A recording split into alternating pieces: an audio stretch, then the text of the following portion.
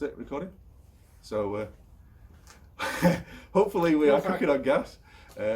So this is, excuse me everyone, move the crutch out of the way. This is coming not so live, but live-ish from Bruce's garage. You'll see Bruce in a minute. He's Phoenix, Bruce Almighty on the Night Vision forum, a bit of a guru about all things night vision related.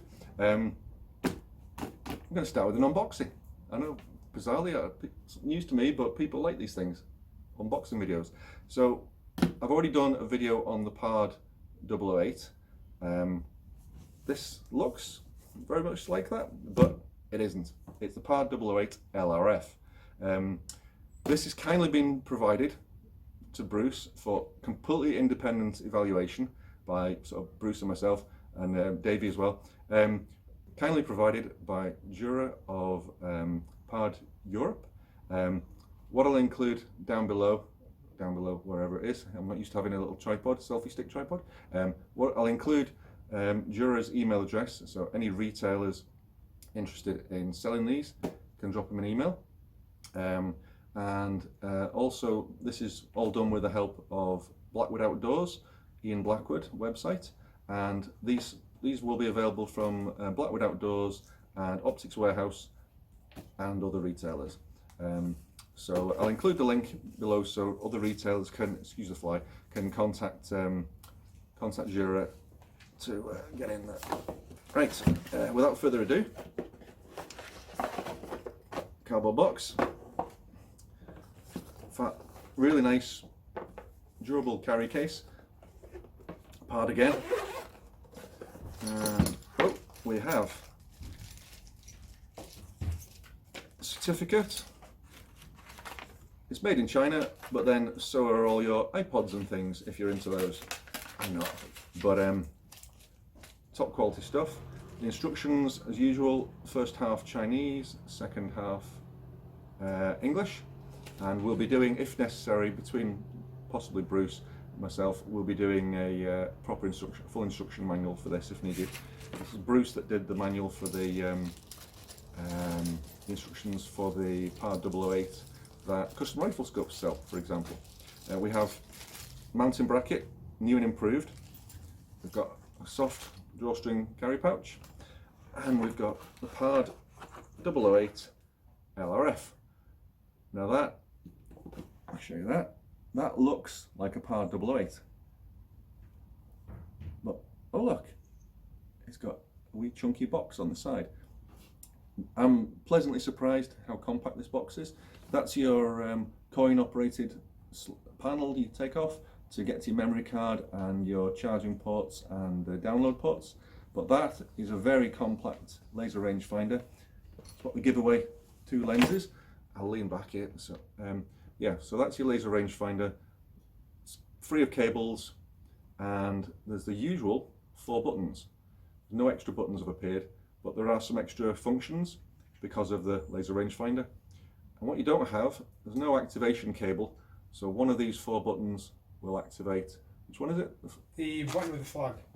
Button with the flag, right. So the recorded button for HD recording. A short press of that button brings the rangefinder on, and another short press switches it off. Brilliant. Okay. So in case you're not already aware, the PARD008 records in HD, full color daylight, black and white HD at night. It's very sensitive. I've got the Shade at 8 sunshade on mine, and I got to my permission last night. I was out shooting rabbits, pest control, and I forgot I had the iris closed, a pinhole, and I can still see rabbits in pitch darkness. It's very sensitive. So great, that's your LRF. Usual PARD008 3 holes, but Bruce was just showing me this when I got here a minute ago. The bracket is improved. It's slightly different. So what you've seen from my other video, there are 3 mounting holes, 3 threaded mounting holes on the underside of the PARD008, and on the, there we go, 008 bracket, there are 4 holes. So that gives you 3 or 4 mounting position options, and you've got the chunky capstan headed bolts, which are great for tightening, Picatinny, So we use Picatinny adapters for dovetails if need be. But that's the 008 mount for the 008. We'll do a comparison, a direct comparison for you in a second. The 008 LRF bracket is the same but chunkier. It's slightly deeper, sort of thicker that way. It's got 7 mounting holes, so the holes are the same distance as on the 008 on the underside of the PARD, but so many more holes here gives you a lot more mounting options, and also the bracket is that it's about an inch longer, about 3 centimeters longer, so you're going to get a lot more versatility in mounting options. And the screws are on the other side. Yeah. Oh, and the other thing is the capstan screws, capstan headed screws, are on the other side. So on the 008 they're on the right, on the 008 LRF they're on the left. Okay. So what we will include in the video shortly is, well, in a day or two, we'll either in this video or on follow-on videos, I'll include some footage recorded on the 008 LRF. I was out last night, as I say, bunny hunting for a farmer, and total darkness, or near total darkness, and my 008, using the right hand Picatinny bracket, I've got the custom riflescopes.com laser rangefinder on the side with a stock mounted on off switch. So you can see, you'll see in the video, a couple of my videos, and there's another one to come with last night's footage. You'll see the little streaky flash of the laser rangefinder. So this is the 008, and you've got Picatinny, a short section of Picatinny on both sides. I always mount my laser rangefinder on the right so that I don't obstruct the on-off button, and I don't need to access the memory card slot while I'm up shooting. So the 008 LRF, you've got the same coin, I use a penny, coin operated slot to access the memory card slot. You've got a Picatinny on the left, sort of short section, same size as the 008, and this basically ideal for supplemental IR illumination. I don't know, extra laser illuminator. Right, so comparison wise, so trust me, the two devices are the same length. The LRF is slightly wider. Let's just, oh, you've got this old school, put it on millimeters. I confound your old schoolness. So the 008 is 55mm wide, and to the Picatinny, and the 008 LRF is 75mm wide. So it's only 20mm wider, and the whole the whole laser rangefinder module, just so you know, get this live, it's 48mm long, 42mm high, and yeah, 20mm wide. It's 20mm wide, basically, yeah. So the LRF basically adds 20mm to the width. That's it. Weight-wise, they both got batteries in. Yes. Okay. Hold on a minute. Oh, you've got a laser rangefinder, do you? Oh, good man. What? Right. So here's what he prepared earlier.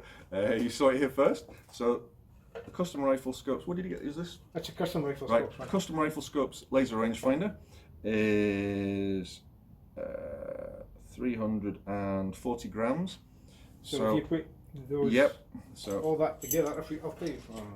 so I'll just put it all together. So the setup I had on my FAC rifle last night, all included. So everything bar the dovetail Picatinny adapter. So that's 2 pounds 2 ounces, or 830 grams. Direct comparison: 008 LRF with the bracket, it's 1 pound 8 ounces, or 680 grams. So Is that another 100 grams? yeah, basically 680. So that's awesome. So it's And a lot neater, obviously. Yes. I think the neatness is a bigger benefit than the weight, a little bit of weight saving you're getting. Yeah. So normally, if I'm out hunting, I will have the laser rangefinder on the side, like so. How much better is that? I'll show you. How much better is that on this side to have it all integrated? Right. So, next question I'm sure you're asking is, how does it work? Well, as Bruce explained, we've got the little golf flag button is recording, and a longish press starts and stops the recording, and a short press on this one will start and stop the laser rangefinder. There's no display. There's an eyepiece. So we tried this. Ah, there it is. Yeah, we tried this on one of Bruce's permissions on Friday night. Yeah. So we all got to. It wasn't rifle mounted, but we all got to try it, spotting rabbits, lampposts, various other things. Basically, within the display, you've got your choice of reticles in a choice of colours, as before, and you've also got. You'll see footage, hopefully before the long, either on the end of this video or on the next video. You'll see footage recorded on the PARD, so you'll see this for yourself. But if I just explain it, to the right of the crosshair, the reticle centre, there'll be a little yellow box with a cross in it. For daylight use, that's where you put your cross over your target, and that's where the laser measures to. At night, you put your little yellow box over, and when you activate the laser rangefinder, you see the little vertical white flash, like a paintbrush flash, and that the little yellow targeting box for the laser rangefinder is centered over the middle of that. So you've got extraneous laser top and bottom, but I was expecting the laser rangefinder, just not knowing in advance, but when I was waiting for this eagerly, I was expecting the laser rangefinder to be coincident in the center on the crosshair. Then it wouldn't matter what distance you were measuring, you were recording to prior to shooting. But Bruce was explaining. If the laser rangefinder is firing at the reticle, then it obscures the reticle. Right. So you really want the laser rangefinder to fire to a different point of the screen, not too far away from the reticle, close enough so that you can easily move the scope to put the crosshair for the reticle on target, or the laser rangefinder aiming point in the target. So the two are not the same. And anyway, on most people's guns, the reticle will be moved when you zero the rifle. Yes, yeah, true. The reticle, the rangefinder module is part of the body of the scope, so there's no adjustment in position here. Therefore, the laser splash that you see on the screen will always be in the same position on the screen. And therefore, the little yellow box that you use as your aiming point for the laser is also fixed. It doesn't have to. It can't move. Otherwise, you don't know where your laser is. However, the reticle you use to aim at the target will move depending on the setup on your rifle and how your rifle is zeroed. Yeah, when you zero, yeah. The range is displayed in yellow text immediately to the right of the little yellow box. Right, and it's displayed in meters or yards, and also the one we were looking at, you had it set. We had it set in yards, and it reads down to a tenth of a yard. Yeah, so decimal yards. So it was constantly. I was looking at a telegraph pole, and it was saying 53.7, 53.9, 53.6. So it's constantly changing. Yeah, I think the idea is that you switch it on, you just leave it ranging. Right. It doesn't consume a lot of battery power.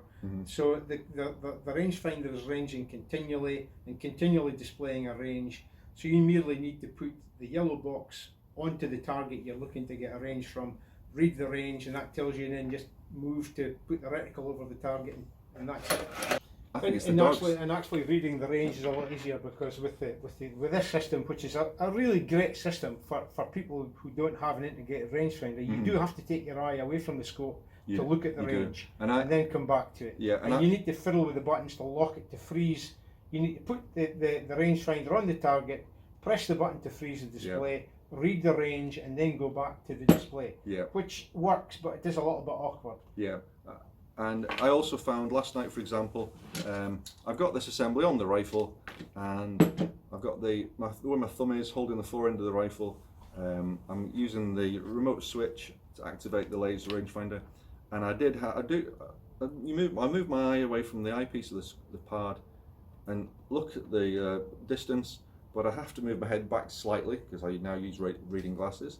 And also, when I had the laser rangefinder on, I'm sitting in my little bucket seat behind my little hide, sniping the rabbits, and I noticed when I put the rifle on its side, on my knees, I noticed there's a sort of illuminated square on the inside of the hide, which is the light from the display of the laser rangefinder. It's pretty bright. It doesn't massively illuminate your face, and certainly the rabbits didn't notice. Not the ones I was shooting anyway. But there is a bit of extra light, whereas, and that's another improvement with the 008 LRF. The faint sort of yellow crosshair and the distance readout, it's not going to illuminate anything. So one other comparison, direct comparison, Bruce's PARD008 here, this collar is, move the collar in or out to widen and diffuse, or narrow and focus and concentrate the IR laser to illuminate your target in the darkness. That is even tighter than my 008, slightly. But the important thing is the laser is collimated on the crosshairs. Same thing with the PARD008 LRF. When Bruce was just explaining, he's tested it, and again, the 008 LRF's IR Laser Illuminator is centered, it's collimated on the crosshairs, but this one is a fair bit looser. I actually slide it back and forth quite quickly, you can hear that, and there's a tiny little bit of slop, a little bit of slack in the collar, but it's not wiggling around, there's a little bit of slack in there, so thought you'd want to know.